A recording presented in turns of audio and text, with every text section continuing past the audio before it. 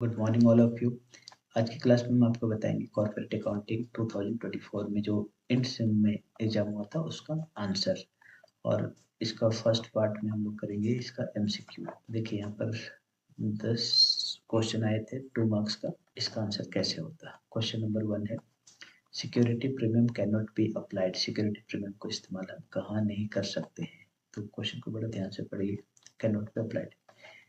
यहाँ पर 4 ऑप्शन है। For paying dividend to the members, members मतलब शेयर होल्डर्स होता है।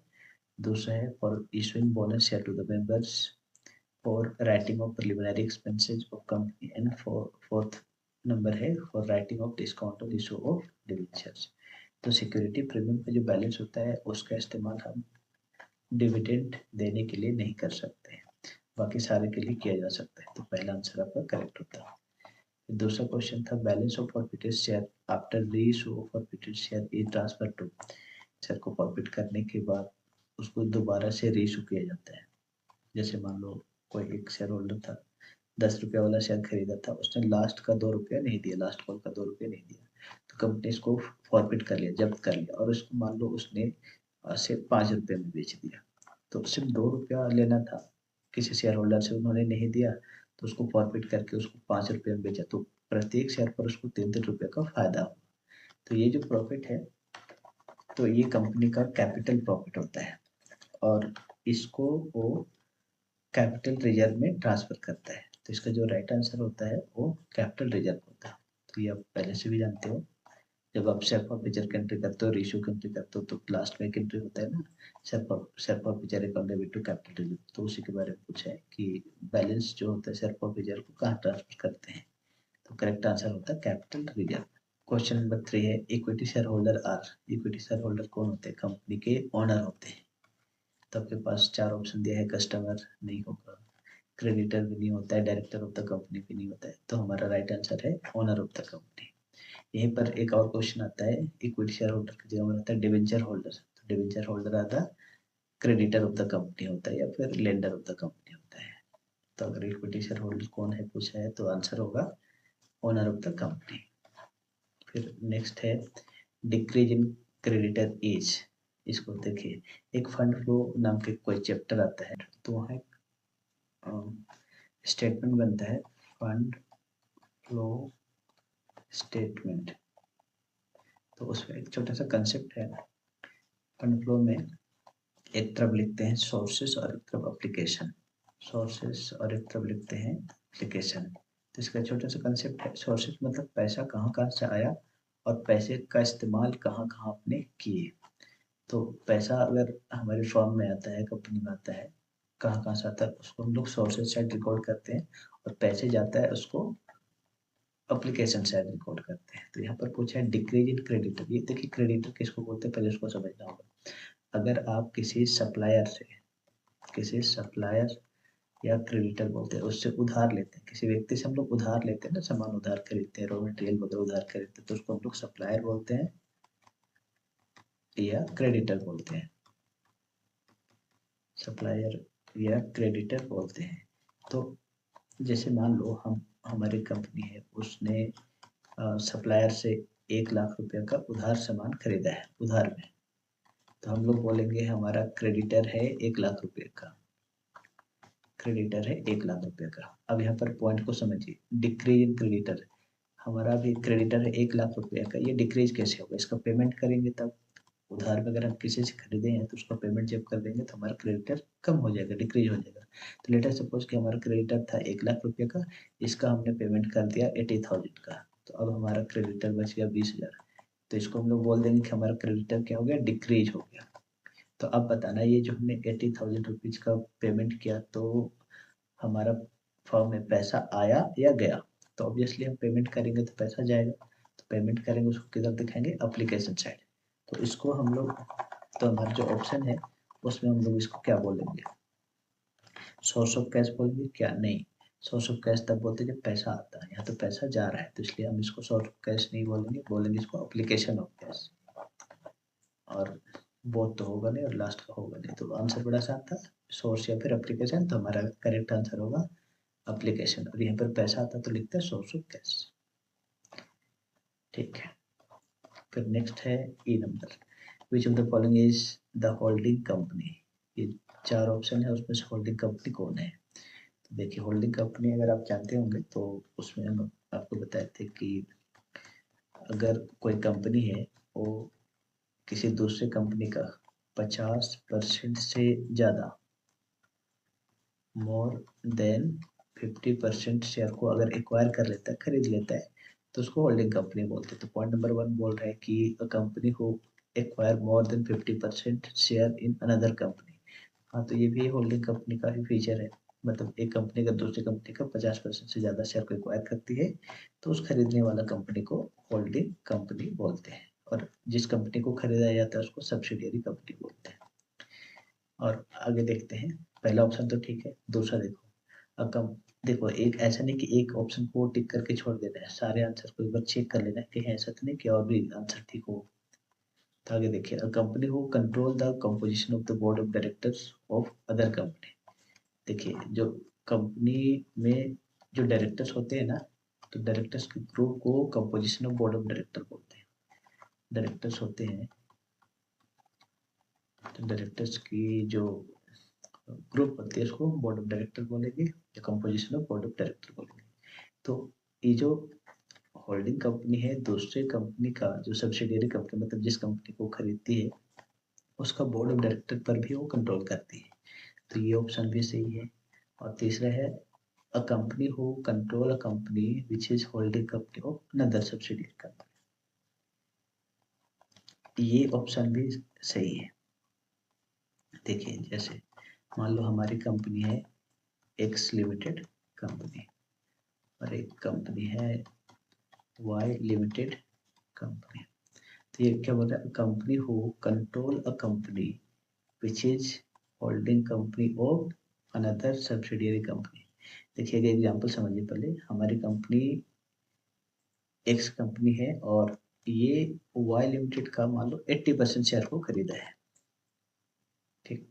तो इसका मतलब ये होल्डिंग कंपनी होगी और ये सब्सिडियरी कंपनी। अब ये सब्सिडियरी कंपनी भी किसी एक छोटा सा कंपनी है, उसको उसको खरीदा है मान लो इसका 70% शेयर। तो इसका मतलब ये कंपनी वाई लिमिटेड कंपनी, ये जेड लिमिटेड का होल्डिंग कंपनी है। तो यहाँ पर डायरेक्टली इन दोनों के बीच क्या रिलेशन होगा, ये भी जो एक्स लिमिटेड कंपनी है ना, वो भी इस कंपनी को कंट्रोल करेगा। तो ये थर्ड पॉइंट भी करेक्ट है इसका मतलब।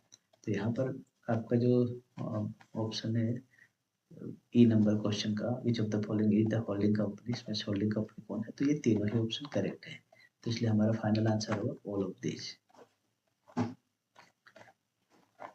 Next question, goodwill is dash asset. कौन सा एसेट है, इंटेंजिबल। इंटेंजिबल मतलब वैसा एसेट जिसको ना हम देख सकते और ना ही छू सकते, उसको बोलते हैं इंटेंजिबल एसेट। कुछ सिंपल से क्वेश्चन था ये। फिर नेक्स्ट क्वेश्चन है, profit on cancellation of debenture is revenue profit है कि कैपिटल प्रॉफिट। तो अगर हम डिवेंचर को कैंसिल करते हैं तो वो कंपनी के लिए कैपिटल प्रॉफिट होता है। रेवेन्यू प्रॉफिट तो बोलते हैं जो रेगुलर नेचर का प्रॉफिट हो बिजनेस का, तो उसको रेवेन्यू प्रॉफिट बोला जाता है। तो अगर आप किसी कंपनी अगर किसी डिवेंचर्स को कैंसिल करती है तो उसको उससे होने वाली प्रॉफिट को बोलते हैं कैपिटल प्रॉफिट। तो करेक्ट आंसर 2 था। फिर एच नंबर देखो, calls in arrear is shown in the balance sheet under which head. Balance sheet जब आप बनाए होंगे शेयर वाले चैप्टर में, तो अब देखोगे कि जो कॉल सिनेरियर है उसको कहाँ दिखाते हैं। तो सबसे पहला जो हेडिंग होता है वो इक्विटी एंड लायबिलिटी होता है। तो इक्विटी एंड लायबिलिटी होता है, इसके अंदर सबसे पहले होता है share holder fund, share holders fund. और उसमें भी होता है ये शेयर होल्डर फंड जो हुआ ना, वो मेन हेडिंग हो गया समझ लो। शेयर होल्डर फंड के अंदर पहले होता है शेयर कैपिटल, और इसमें 4 तरह का शेयर को दिखाते हैं। सबसे पहले ऑथराइज कैपिटल, शेयर कैपिटल में 4 तरह का कैपिटल होता है। ऑथराइज कैपिटल, या इसको नॉमिनल कैपिटल भी बोलते हैं। ऑथराइज कैपिटल, उसके बाद इसी में दूसरा होता है इशूड कैपिटल, तीसरा होता है सब्सक्राइब कैपिटल, और फिर चौथा होता है hold up and paid up capital, ये वाला अमाउंट होता है। और इसी में अगर कॉल्स एरियर वगैरह होता है ना तो hold up and paid up capital में माइनस करके दिखाते हैं कॉल्स इन एरियर को यहाँ पर। तो अगर आपसे पूछेगा कि कॉल्स इन एरियर को बैलेंस शीट में कहाँ पर दिखाते हैं तो का आंसर पहले चेक करो। आंसर में शेयर कैपिटल, दूसरा है रिजर्व सरप्लस, तीसरा है करंट लायबिलिटी, चौथा है अनसिक्योर्ड लोन। तो अनसिक्योर्ड लोन तो होता नहीं, करंट लायबिलिटी में दिखाते नहीं है, तो कहाँ पर दिखाते हैं, शेयर होल्डर फंड है ना उसके अंदर शेयर कैपिटल के हेडिंग के अंदर में दिखाते हैं। Share holder fund main heading हो गया और उसका सब हेडिंग है शेयर कैपिटल, उसके अंदर दिखाते हैं माइनस करके। तो हमारा करेक्ट आंसर होता शेयर कैपिटल, ये वाला। तो ये सब बैलेंस शीट वगैरह कभी बनाए होंगे तो आपको पता होगा सब चीजें। फिर नेक्स्ट है,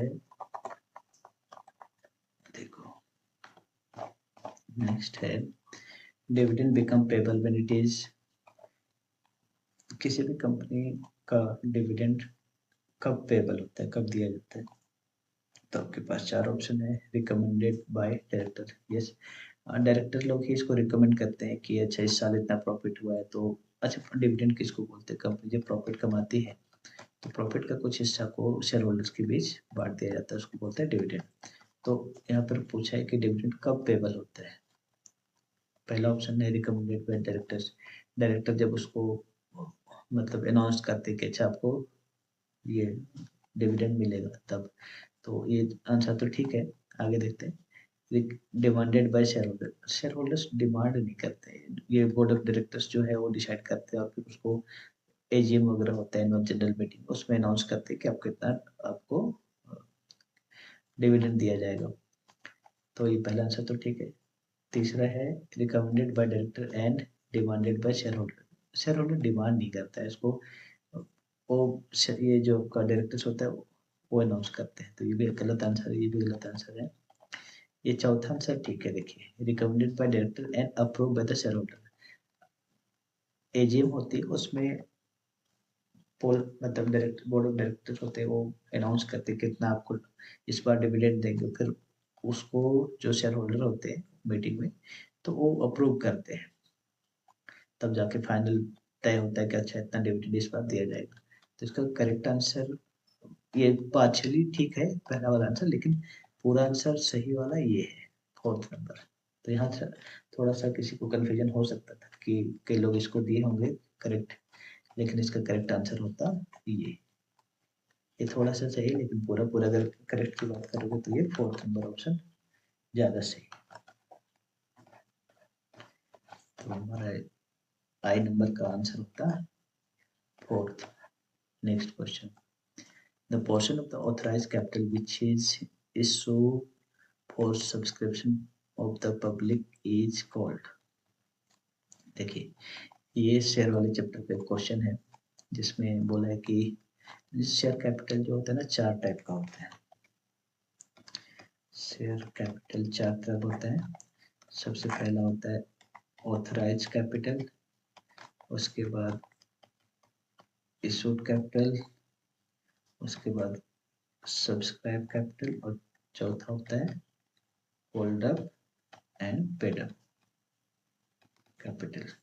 ठीक है, तो यहाँ पर पूछा है कि अच्छा पहले किसको बोलते हैं उसको समझ लो। ऑथराइज कैपिटल मतलब कंपनी सबसे पहले कितना शेयर इशू करना चाहती है, इसके लिए वो क्या करती है रजिस्ट्रेशन करवाती है, उसको रजिस्टर्ड कैपिटल, ऑथराइज कैपिटल या नॉमिनल कैपिटल कहते हैं। जैसे मान लो कि कंपनी ने डिसाइड किया कि हम 1 करोड़ का शेयर इशू करेंगे, तो वो maximum capital of the company होता है 1 करोड़, मान लो उन्होंने बोला है।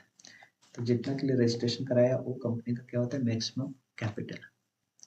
उसके बाद जितना उन्होंने रजिस्ट्रेशन कराया उससे ज़्यादा वो इशू नहीं कर सकता, उससे कम कर सकता। उन्होंने 1 करोड़ का शेयर के लिए रजिस्ट्रेशन कराया, लेकिन उसने सिर्फ और सिर्फ 80 लाख ही मार्केट में इशू किया, तो उसको बोलेंगे इशूड कैपिटल।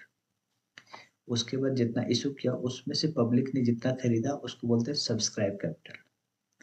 और फिर सब्सक्राइब जब हो गया तो जब कंपनी पैसे मांगेगा तो जितना पैसे मांगेगा और पब्लिक जितना पे करेगी, पब्लिक मतलब शेयर होल्डर, उसको called up and paid up capital बोलेंगे। तो हमारा क्वेश्चन यहाँ पर क्या है, the portion of the authorise capital, authorise capital का वो portion which is issue for subscription, जिसको इशू किया जाता है ऑथराइज कैपिटल। जैसे हमारे एग्जांपल में 1 करोड़ हमारा ऑथराइज कैपिटल था, उसमें से कंपनी जितना इशू करता है उसको क्या बोलते हैं, इशू कैपिटल बोलते हैं। फॉर सब्सक्रिप्शन मतलब पब्लिक को खरीदने के लिए जितना इशू किया उसको कौन सा कैपिटल बोलते हैं, ये क्वेश्चन में पूछ रहा है। तो बहुत लोग ये सब्सक्रिप्शन वर्ड सुन के इसको टिक कर सकते हैं, तो ये गलत आंसर है। ये तो हम बोलते हैं जब जितना पब्लिक सब्सक्राइब करता है या खरीदता है उसको सब्सक्राइब कैपिटल बोलते हैं, बट यहाँ पर बोलते हैं कि ऑथराइज कैपिटल का वो पोर्शन जिसको कंपनी इशू करता है, तो उसका ना आंसर होगा इशूड कैपिटल। तो ये गलत है, ये भी गलत है, ये भी गलत है, तो हमारा करेक्ट आंसर होता है इशूड कैपिटल। बस, तो ये हमारा 10 क्वेश्चन था। 10 का आंसर आप एक बार दोबारा से देख लो और आप हमें कमेंट बॉक्स में बताओ कि आपका इसमें कितना सही था, तो कितना मार्क्स आप ला सकते थे।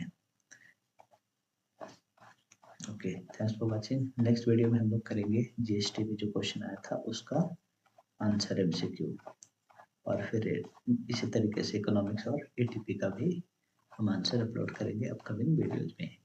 थैंक्स फॉर वाचिंग, और कमेंट बॉक्स में आप जरूर से लिखें नेक्स्ट आपका कौन सा एमसीक्यू चाहिए।